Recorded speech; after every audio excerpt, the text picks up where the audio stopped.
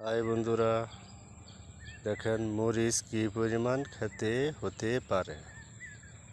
শুধু চতুর্সাইড শুধু মরিচ আর মরিচ, গাছে পাতা কম অথচ মরিচ অনেক। পাকনা মরিচগুলো দেখেন কি সুন্দরভাবে ফুটে আছেন এবং পেকে আছেন।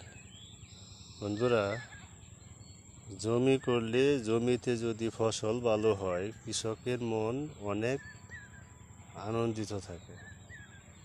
প্রথমে কৃষক জমিতে যখন মরিচের গাছ খুব কম পাতলা আকার হয়েছে, তখন কৃষকের মন কিন্তু খুব কষ্টের মধ্যে আছিল এবং মন দুর্বল অবস্থায় ছিল। এখন দেখেন গাছে যখন প্রচুর পরিমাণে মরিচ ধরেছেন এবং শুধু মরিচ আর মরিচ দেখা যাচ্ছে, পাতা খুব কম দেখা যাচ্ছে, কৃষকের মন কিন্তু এখন ভরে গেছে। এত মরিচ কিন্তু হতে পারে না, তবু আল্লাহ